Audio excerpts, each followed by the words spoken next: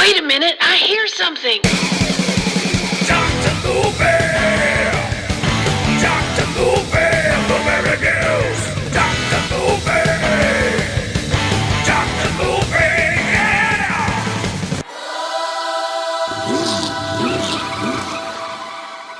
Hey there, you podcasting travelers. I don't know, maybe you're traveling. I'm traveling. So, you're traveling with me, regardless if you're in the car with me or not. It is time for another episode of Dr. Movie. You can hear my blinkers turning because, guess what? I'm in my car, talking about movies. We just recently covered Shivers, the David Cronenberg classic. And just felt like, hey, we need to go ahead and cover the next one, because they kind of go hand in hand. I don't know if there's really a pun there or not, but could be. They go armpit in hand, I guess we could say. We are talking about 1977's horror sci-fi flick Rabid, which we currently have had a remake of, which I have not seen. So I need to remedy that. I need to check that out. There's a lot of similarities going back and reviewing these. The same thing that I liked about, the original, Romero flicks, right? Night, dawn, up to dawn, right? Because right here we are right ahead of when dawn's going to come out with 77 here. But those movies in between, The Crazies, Martin, George was really on to something. And it's the same idea that's even in the Dead movies. It's this thing that infested in us, right? You either get whatever this is and you become something no longer yourself. We become the monster. And that is really a powerful message of not being in control. You become the thing you fear the most. And it's yourself.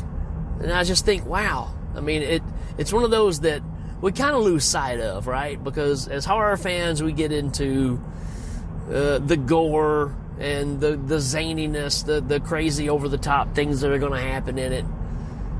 But deep down, guttural, there is fear. And that's the reason some people, that kind of movie doesn't scare me, this movie scares me. It's all a matter of what you're scared of.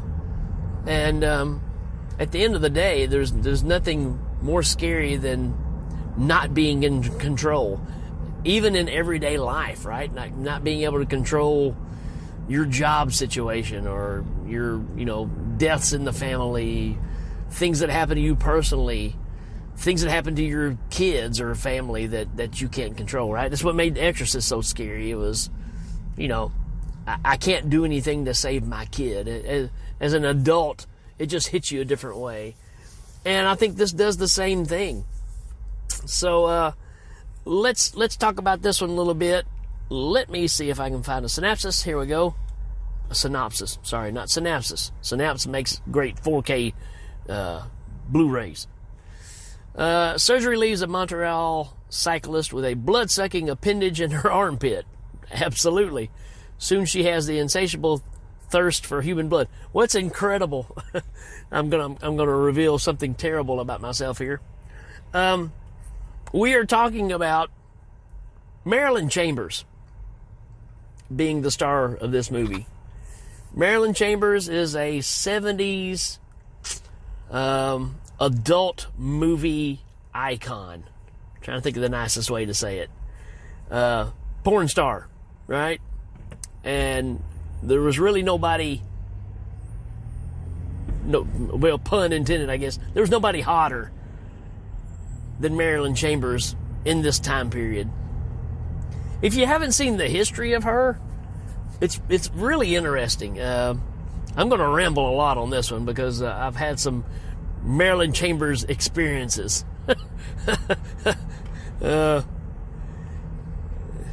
that didn't come out right.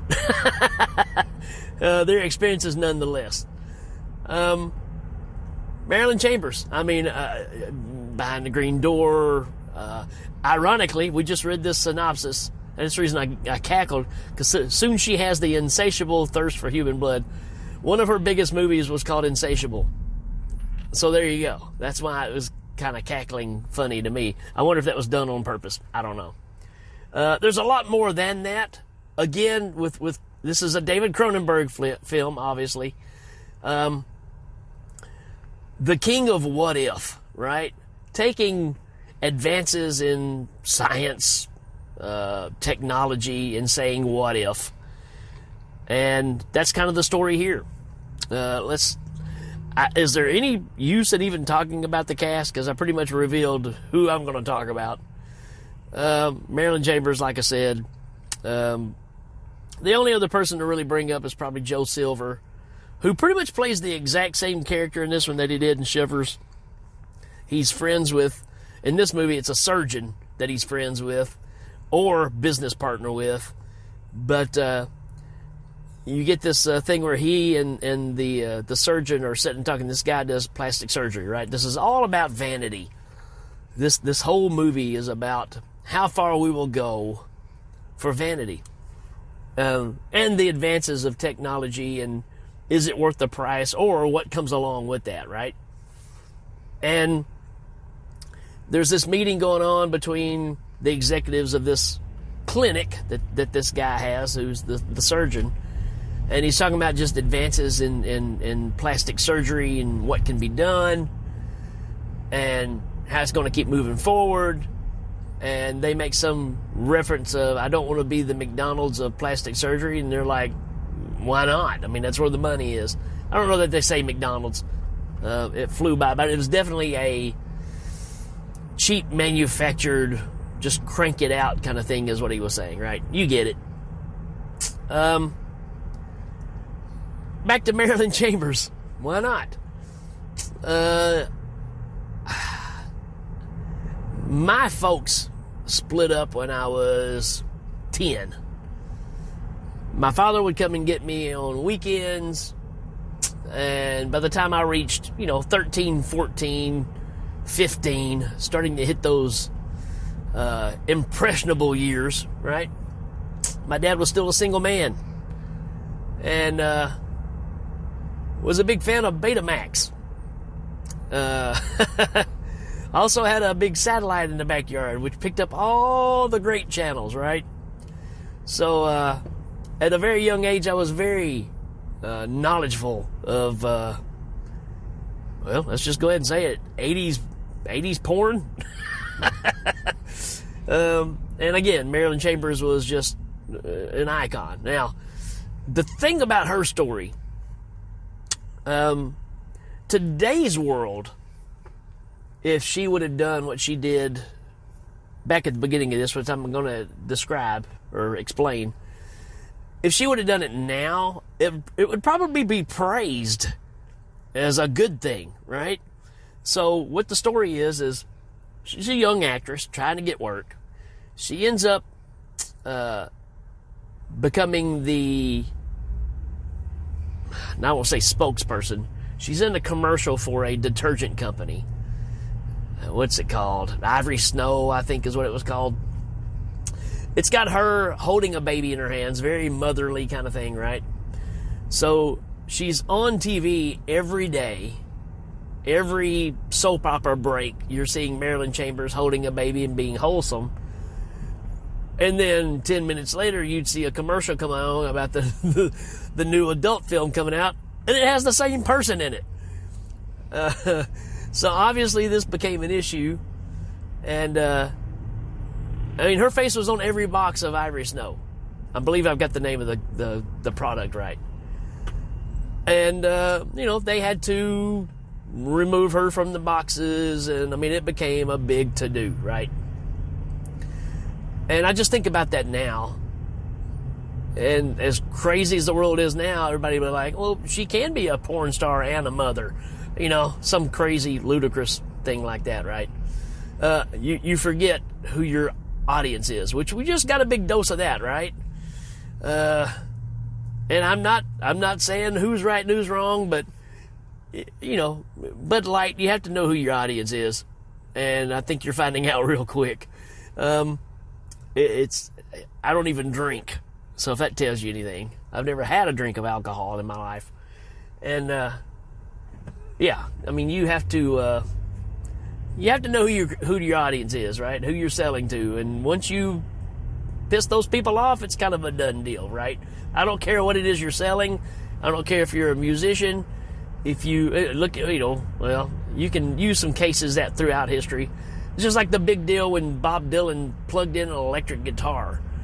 His whole fan base that led up to that point just said, screw this, he's not wholesome anymore. It's ironic. Dang, I ain't got to the movie yet and I'm already 10 minutes in. Let me tell you my Marilyn Chambers story, right? Again, grew up being a quote-unquote fan. The first convention that I ever went to was in Nashville, movie convention. And, it's a horror convention. Full moon, body tattoo, whatever it's called. Full moon tattoo, Fantasy Island horror thing. I don't know. And we're looking around the room, and, here's Lloyd Kaufman, here's Ken Foray, right, which was awesome. And here's Marilyn Chambers, right beside Ken Foray, which me and Ken Foray had a few conversations about Marilyn Chambers as well, because he ended up saying that he ended up having the hotel room right next to her. And, those things pass through your head.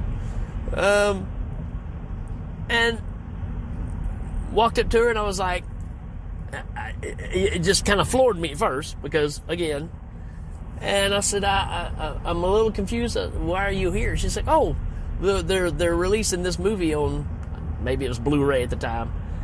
I don't think Blu-rays are even out yet. DVD, possibly. And I was like, holy smokes, I totally forgot that she was in this movie. And had a good conversation, and she actually had pictures that she was signing stuff of the Ivory Snow box, with her face on it and all that stuff. Anyways, after I met her, I called my father immediately. I was like, Dad, I'm standing here by one of your heroes. And he said, Merle Haggard?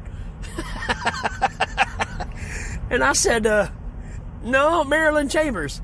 And the phone, it got deadly quiet. And all of a sudden he said, where are you? Oh, man. And then I explained, everything. But that's just one of those moments that cracked me up, because Dad probably would have jumped on his motorcycle, ran out, and just, came there immediately. So, back to this movie. And again, Marilyn Chambers is beautiful in this movie. I mean, she's got the feathered hair, the kind of Farrah Fawcett hair going on. She's a nice looking lady. There's just no doubt about it. She's got a boyfriend, drives a motorcycle. They're on a motorcycle riding around. A van pulls out in front of them, causes them to have a wreck. The motorcycle lands on top of her, catches on fire. And then we get the whole thing of they're going to do, reconstructive surgery. They're taking just layers of skin off of her legs, off her thighs, and relocating it and patching everything up, right? In the process, something happens. Not exactly sure. That's the thing about it, but in her armpit, I don't know how to really say it. Well, it kind of looks like a butthole. That's kind of what it looks like. And, it's in her armpit. And for the longest time, you don't even see this thing, right? Because the plastic surgeon, we don't get to see it, right? She wakes up screaming. She's been in a coma. This guy comes in to check on her. She says she's freezing. Of course, she's naked. And, can you just hold me? I'm cold. He wraps his arms around her. You see her squeeze him, and then blood starts coming out of him somewhere. Not exactly like up on his shoulder or whatever. And, what she does is she puts this sucker thing that's in her armpit on you, and it starts draining your blood. But here's the thing. It's not like it's got teeth or anything. It's not like some kind of thing like that. It's actually got this thing that pops out, like a needle kind of looking thing. Very veiny looking. Again, Cronenberg, what do you expect? And it stabs the people and starts just draining your blood out. So she's now, might as well face it, she's addicted to blood. And very Death Dream-like, very Martin-like. Except Martin, I don't think he had to have the blood. He was just doing it. I don't know. You can take your own opinion on that. We need to talk about Martin on this show for sure. But very Death Dream, right? She has to have this blood to survive. She breaks out of the hospital, finds a cow in a barn, tries to drink its blood because she's feeling bad about doing this to people. And she does 3 or 4 people here in the hospital. With the armpit thing, not doing them. And she finds a cow and she does the arm on the cow, and it makes her sick. So it has to be human blood. And come to find out, who knows why, but she's got some kind of disease, obviously. This show's called Rabid for a reason. And they go around claiming it's a form of rabies. So all these people that she's bit, if they're not dead, they're getting back up, they're getting real sick, and then they start foaming at the mouth, and then they start attacking people and biting people and wanting human blood. So again, you can see all the similarities here of all the Romero stuff, even the crazies, right? They are ingesting something, or it gets contaminated, and it turns them into something else. And this thing gets pretty crazy. You got the boyfriend who was on the motorcycles trying to come back and, check on her because he really cares about her. But Rose, which is the Marilyn Chambers' character's name, is just kind of running from the problem. She gets picked up by a trucker, and obviously nothing ends well. No matter who she's with, it's not going to end well. But what's interesting is these people are going out and it's spreading, right? So you get news reports of this incredible breakout of this new strand of rabies. And I love when horror movies or science fiction movies really tap into something that you start seeing happening in real life. Because obviously this is Canadian because it's Cronenberg, but the story is you're not allowed to go anywhere, or you can't walk out in public unless you have your papers with you that shows that you've had, you guessed it, your shots, right? You have to have the latest version of the shot. And just how, they're treating something that they don't even know how to treat, but they're doing it just to try to keep some kind of normalcy. Sound familiar? I think so. Then again, don't like to get political, but come on. You're going to create something to take care of some new thing that's happening, and you're going to create it in 3-4 months, and it's going to work. Yeah, I'll take a rain check, right? Anyways, it's just funny how that ties into all this. I'm not saying I'm against, any kind of shots. I'm just saying that, you might want to wait till they work all the bugs out, right? Which we're seeing some repercussions of that. But anyways, again, not trying to get on one side or the other. I'm just saying that I'm one of those guys when a new product comes out, I usually wait for a year or so because chances are something's going to go wrong with it. And that's usually like, a video game console or a new car or some new electronic device. So if I'm that way with that, I'm definitely going to wait on stuff like that until I know that, okay, we're not growing a third eye here. So back to this story. You get Marilyn Chambers makes her way back to, I guess, where she lives with her best friend. And obviously that's not going to work out well either, right? But her best friend gets attacked on the subway. We forgot there's a scene where the surgeon who did all the work, he gets it as well. And in the middle of surgery on somebody, you see him starting to crack. And he gets a pair of scissors and cuts off one of the nurse's fingers and tries to get to the blood. This is an interesting movie. By the end of it, you know, the young man that was on the motorcycle was calling her and telling her, look, you've kind of created this problem, and this is what's going on. And she doesn't think that she's responsible for it, even though this weird thing has happened to her, right? Because she don't have rabies. She's just hungry for human blood. And she finally puts it all together, and she stays at her place, and she's got a guy there that she has drained, and she calls her boyfriend and says, look, I'm going to do an experiment here. I'm going to wait and see when this guy comes to. If it's the thing, then I'll know that it's my problem. Well, while he's talking on the phone, he's like, look, you need to get out of there because these people get super angry, like, you know, the Wreck movies kind of angry, or 28 Days Later. They just go insane, right? They're rabid. And, you know, sure enough, while she's on the phone, dude stands up and attacks her, bites her, and she gets away and ends up out in the street.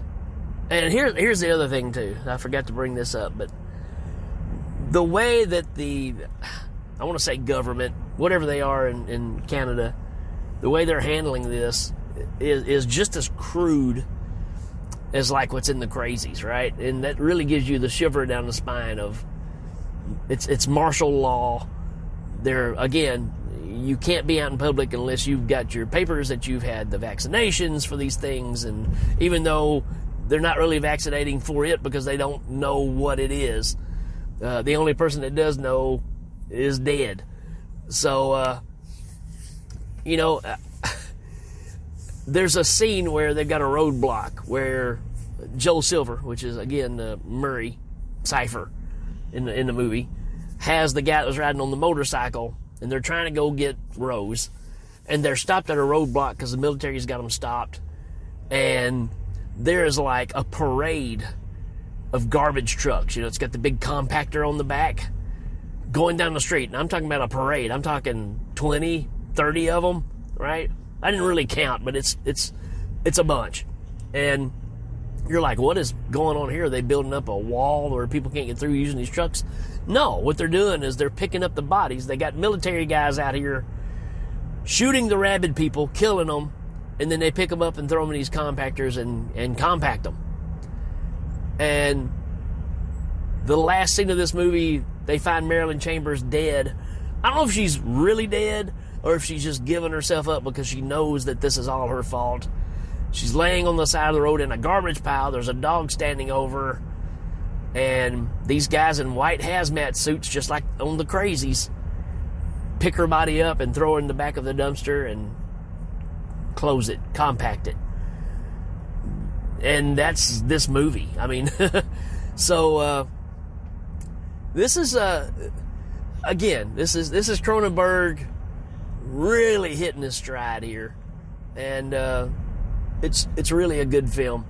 For the budget that they had to make this, you know, you can actually tell that it's pretty low budget, just like Shivers. But the content and the way that it's put together and the story that we're telling is so powerful that you overlook those things. And I'm not saying anything looks bad, you know. I'm just saying that you could see where, and that's why I'm anxious to see the remake, because these are the kind of movies I talk about that you could actually remake and really do something with them instead of making another freaking Friday the 13th movie or whatever. It's been done, right?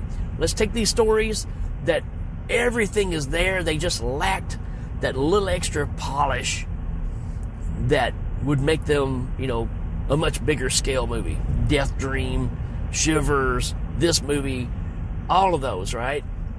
And they tried it with the Crazies, and I thought the Crazies was pretty good, but it's still missing that guttural thing that's in the original. That's for a different show. And I don't know, man. I think you walk away from these type movies thinking about it. You don't just go, wow, it was wild when he split that guy's head open. No, this makes you think about where we are going as a society, the advancements that we have, and are we tampering with something we shouldn't be tampering with? That's really what you walk away with. What are we really in control of, right? You always hear the scenario or the saying of playing God. Yeah, there's a price for that, right? You're tampering with things you shouldn't be tampering with. And I don't know. That's what I get out of this one. This is a great flick, y'all. And I hope you check it out. It is on Tubi, along with Shivers. They're both on there. I recommend both of them without a doubt. I'm going to give this a good solid 4 out of 5 as well. And it's probably a 4.5. It's almost a 5 for me. This is a great flick. So, all right, folks, that's pretty much my thoughts on this one. If you have any thoughts, comments, memories, if you're a Marilyn Chambers fan, just let me know, right? Because I am, and not ashamed. So there you go, folks. All right, folks, till next time, we will check you later. Dr. Luby!